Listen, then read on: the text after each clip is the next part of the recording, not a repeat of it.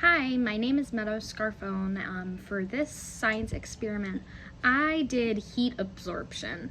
Instantly, I was intrigued by this because I have always been told your head is hot because you have darker hair, or your clothes will make you hotter when you're outside. So I wanted to put this theory to a test. So I decided on heat absorption. And I quickly decided on how I was going to do it. So my hypothesis, of course, going back to what I've always been told, my hypothesis was that the darker colors heat will absorb into more. So my outcome statement, again, I just had assumed it would be the darker colored, but first to talk about the materials, I had thermometers. I got 20 thermometers, and I had 10 pieces of black paper, 10 pieces of white paper, as well as duct tape to duct tape it to the ground.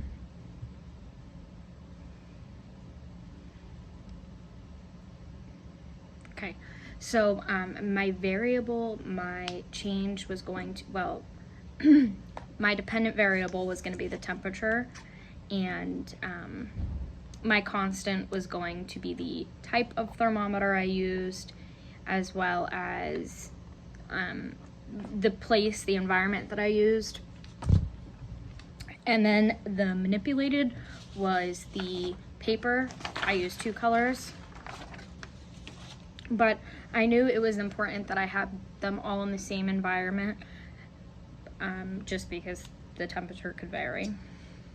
So again, the materials I used were colored papers. I also used a timer as well. I just set a timer, and I really debated what time to do, but I ended up going with like 30 minutes-ish. So again, my procedure, it was pretty simple actually. I took these thermometers and I sat them all outside, as you've seen in the picture, and I sat them outside. I put the paper over it and I duct taped the sides down, just the ends, with the thermometer in the middle. And I did that with 10 white papers and 10 black papers. Just this is folded right now, but 10 black papers right over it.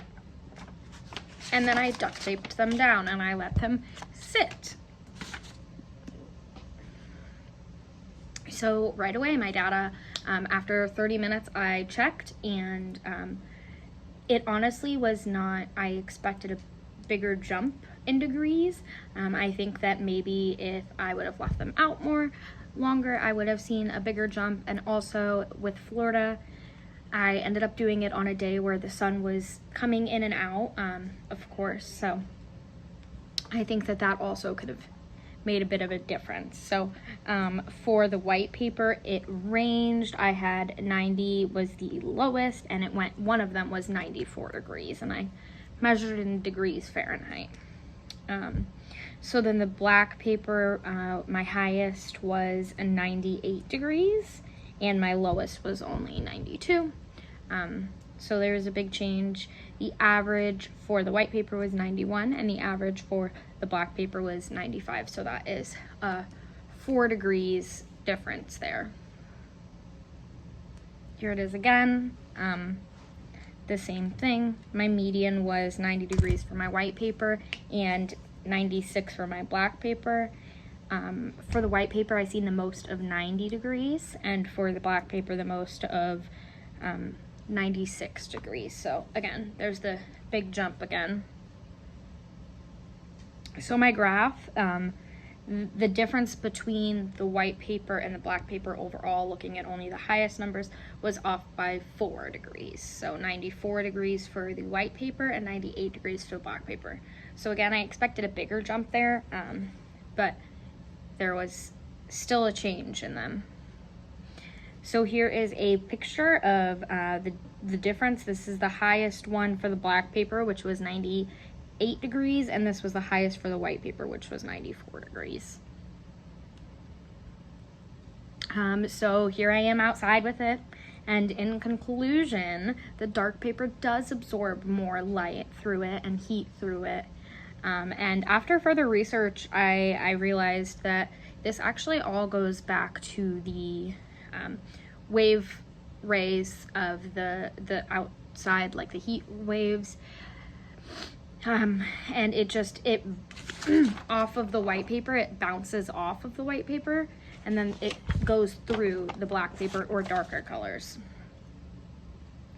So going back to real world problems again, I've always been told this, if you're going out into the heat, don't wear black, or you'll be hotter in black. Or even buying a car, I was told, don't look for a black car. We live in Florida, it's much hotter. So I think that there are many ways that this goes into the real world, and even hair color. So that's why I mostly had chosen this one. And then my narrative diary, it's pretty much just the timeline of what I did. And I was really excited to do this one, so I got the materials right away. So, yep. And that is all. This was a really fun experiment, and I definitely think that it could be used in future classes. Definitely that is a standard, is heat absorption and sun and all of that. So I think that this experiment definitely could be used in a future classroom.